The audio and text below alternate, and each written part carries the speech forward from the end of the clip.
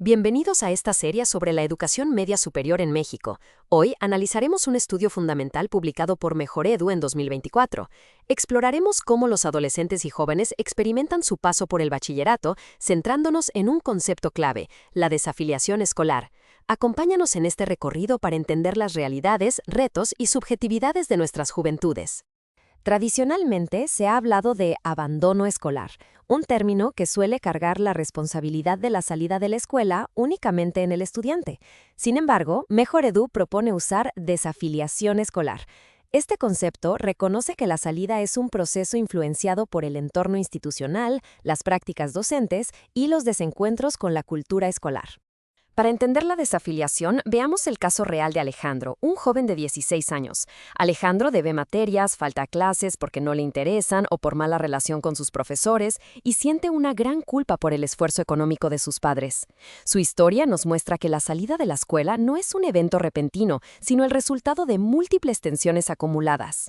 En México, la educación media superior es obligatoria desde 2012. El artículo 3 constitucional y la Ley General de Educación mandatan al Estado a garantizar no solo el acceso, sino la permanencia y participación activa de los estudiantes. La nueva escuela mexicana busca asegurar trayectorias educativas completas, excelentes y con un enfoque profundamente humanista. Para materializar estos principios, se implementó el Marco Curricular Común. Este marco introduce el currículum ampliado, enfocado en recursos socioemocionales, como el bienestar emocional y la responsabilidad social. Se reconoce que el aprendizaje no es solo cognitivo, sino también emocional, y que depende de interacciones positivas dentro de la comunidad escolar. No podemos entender la desafiliación sin mirar la realidad de nuestros jóvenes. En México, más del 40% de la población de 12 a 17 años vive en pobreza multidimensional.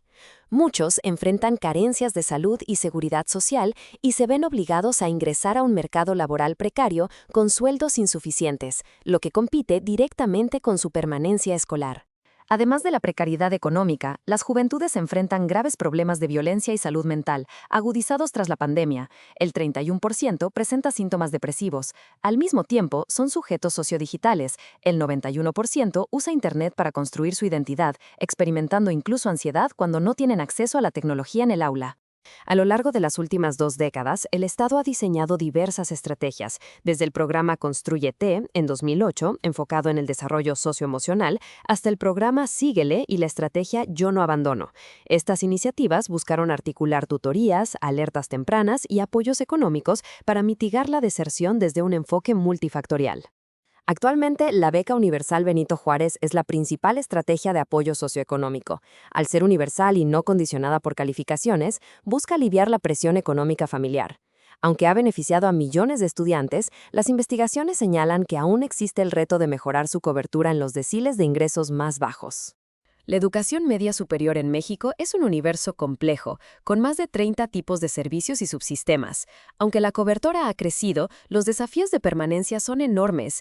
El 11% de los estudiantes abandona sus estudios cada año y una tercera parte no logra concluir el bachillerato en los 3 años reglamentarios. La desafiliación no ocurre de la noche a la mañana, es un proceso paulatino que a menudo tiene raíces en la educación básica. Experiencias tempranas de rezago, acoso escolar o dificultades de aprendizaje en la primaria y secundaria van minando la confianza del estudiante, creando una predisposición al distanciamiento antes de ingresar al bachillerato. Al ingresar a la educación media superior, los jóvenes enfrentan una transición crítica. Factores como la asignación a turnos vespertinos no deseados, la rigidez de los horarios o la dificultad de las materias provocan los primeros desajustes. Si estos desencuentros iniciales no se atienden, se acumulan rápidamente en forma de reprobación y ausentismo, acelerando el proceso de desafiliación. Continuando con nuestro análisis sobre la desafiliación escolar, debemos reconocer que este proceso a menudo se detona por factores totalmente fuera del control de los estudiantes. Por un lado, la inseguridad en diversas regiones obliga a las familias a migrar, fracturando el entorno social del joven y provocando problemas de ansiedad y depresión. Por otro lado, la pandemia de COVID-19 introdujo una enorme brecha digital y pedagógica, donde la falta de recursos y la impersonalidad de las clases en línea derivaron en una reprobación masiva. Para entender a fondo la desafiliación, la literatura académica introduce el concepto de desencuentros. Estos no son eventos aislados, sino una brecha gradual y acumulativa entre lo que los jóvenes esperan y necesitan y lo que la institución escolar les ofrece. Cuando estos desencuentros no se resuelven, se debilita el vínculo con la escuela. Para estudiarlos de manera ordenada, los dividiremos en tres grandes ámbitos: institucionales, educativos y sociales. Los desencuentros institucionales surgen cuando las reglas y estructuras de la escuela chocan con la identidad de los estudiantes. Muchos experimentan frustración al ser asignados a planteles o turnos vespertinos que perciben como inseguros o de menor prestigio. Además, los reglamentos escolares, enfocados excesivamente en el control de la vestimenta, el cabello o los tatuajes, suelen generar conflictos constantes con los directivos, haciendo que los jóvenes sientan que la escuela castiga su identidad en lugar de apoyarlos. En el ámbito educativo, los desencuentros se manifiestan en el aula. Los estudiantes reportan clases monótonas, falta de claridad en las explicaciones y docentes que avanzan al ritmo de los más rápidos, excluyendo a quienes necesitan más apoyo. A esto se suma la escasez de maestros y la rigidez de los sistemas de evaluación, que muchas veces exigen pagos por exámenes extraordinarios o no consideran las limitaciones económicas y tecnológicas de los alumnos, empujándolos a la reprobación.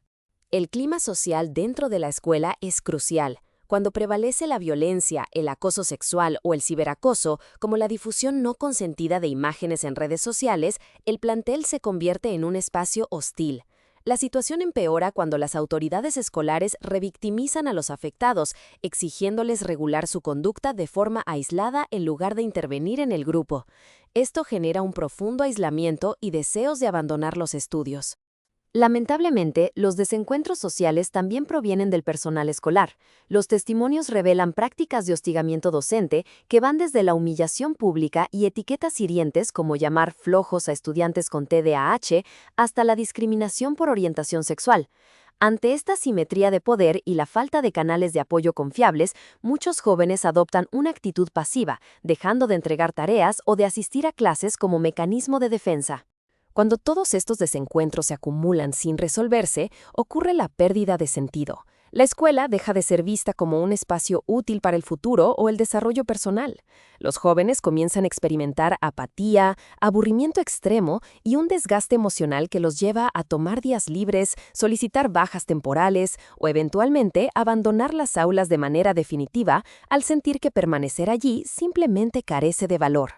El trabajo es el principal competidor de la escuela. Ante la reprobación acumulada, el dinero inmediato y la posibilidad de adquirir bienes personales o ayudar a la familia resultan sumamente atractivos. Además, existe un creciente escepticismo sobre el valor real de un título universitario frente a oficios prácticos o el comercio informal. En la siguiente sección, analizaremos cómo las instituciones y los docentes intentan diseñar estrategias para frenar esta pérdida de sentido y reconstruir los vínculos perdidos. Continuando con nuestro análisis sobre la desafiliación escolar, examinaremos ahora las estrategias que los planteles implementan para atender los desencuentros. En el ámbito institucional, las escuelas promueven el sentido de pertenencia desde antes del ingreso. Actividades como las ferias educativas y las visitas guiadas ayudan a los futuros estudiantes a familiarizarse con el plantel. Posteriormente, los cursos de inducción, donde participan egresados que comparten sus historias de éxito, y los clubes artísticos o deportivos resultan fundamentales para que los jóvenes se sientan orgullosos y motivados a permanecer. Para mitigar los desencuentros educativos, la principal herramienta identificada son las tutorías académicas. Aunque los planteles utilizan sistemas de monitoreo digital o semáforos de fiasco, los tutores destacan la importancia de un seguimiento personalizado. No se trata solo de registrar materias reprobadas, sino de comprender las causas detrás del rezago, como cambios socioeconómicos repentinos en las familias. Al conocer a los estudiantes por su nombre y actuar como mediadores con el resto del profesorado, los tutores humanizan el proceso educativo. Por su parte, los desencuentros sociales se atienden mediante el desarrollo de habilidades socioemocionales y la mejora del clima escolar. A pesar de los retos de implementación en asignaturas rígidas, herramientas como el programa Construyete fomentan la autorregulación y la empatía. Asimismo, figuras como los jefes de grupo elegidos democráticamente actúan como intermediarios clave, facilitando la resolución pacífica de conflictos y construyendo un ambiente de confianza mutua entre los estudiantes y las autoridades del plantel. Esta tabla sintetiza la relación entre los tipos de desencuentro y las acciones institucionales. Como observamos, cada problemática requiere un enfoque particular. El desencuentro institucional se combate con identidad y promoción, el educativo con tutorías y comunicación familiar para resarcir el rezago, y el social con herramientas socioemocionales y mediación. En conjunto, estas estrategias buscan transformar la escuela en un espacio de encuentro y apoyo integral para las trayectorias de los jóvenes. Pasando a las recomendaciones del estudio, el primer ámbito se centra en fortalecer la vinculación institucional. Se sugiere adoptar un enfoque sistémico para la permanencia y mejorar la infraestructura física de los planteles de media superior. Además, es vital crear espacios horizontales de diálogo donde los estudiantes participen activamente en la construcción de los reglamentos escolares. Finalmente, establecer convenios con instituciones de salud mental permite robustecer la red de protección social dentro de la propia escuela. El segundo ámbito de recomendación propone robustecer las prácticas educativas y las tutorías. Para lograr la concreción del nuevo marco curricular común, los docentes requieren formación continua que les permita transitar de la enseñanza tradicional a un modelo de aprendizaje significativo y autogestivo. Esto incluye adaptar los contenidos a los intereses juveniles, incorporar tecnologías digitales y redes sociales en el aula, e impulsar opciones de educación técnica y proyectos de servicio comunitario que den sentido práctico al estudio. El tercer eje busca impulsar ambientes propicios para el aprendizaje y la cohesión social. Para prevenir la discriminación y la violencia, es necesario fomentar climas escolares basados en el respeto y la empatía. Esto implica sensibilizar al profesorado sobre la diversidad de las culturas juveniles y promover una participación más activa de las familias. Cuando los padres colaboran estrechamente con la escuela, mejora el aprovechamiento académico, aumenta la asistencia y se elevan las expectativas de futuro de los jóvenes. Finalmente, para consolidar estos esfuerzos, el estudio señala la necesidad de abrir nuevas líneas de investigación. Es fundamental generar indicadores cualitativos que capturen la subjetividad y el sentir de los estudiantes, así como documentar las prácticas exitosas de directores y docentes en diversas regiones. En la siguiente y última sección de nuestra sesión, analizaremos detalladamente cómo estos hallazgos se traducen en propuestas concretas de política pública para garantizar el derecho a la educación. Para comprender a fondo la desafiliación escolar, recopilamos la perspectiva de directivos y responsables de programas. Sus entrevistas se estructuran en tres ejes: la trayectoria profesional, el contexto y retos del plantel, como la reprobación y el abandono, y el análisis de las iniciativas implementadas. En todo momento se prioriza la ética, se solicita consentimiento para grabar, se garantiza la confidencialidad y se respeta la decisión de no ser grabados, recurriendo en ese caso a notas detalladas para no perder información valiosa. En conclusión, el estudio sobre el proceso de desafiliación escolar en la educación media superior, publicado por Mejoredu, nos invita a mirar más allá de las cifras. Al contrastar la visión de directivos y responsables de programas, logramos un diagnóstico integral que combina datos administrativos con realidades cotidianas. Este conocimiento es el cimiento para que las autoridades educativas diseñen políticas públicas de prevención y atención más efectivas, asegurando que cada joven encuentre en la escuela un espacio de pertenencia y desarrollo continuo.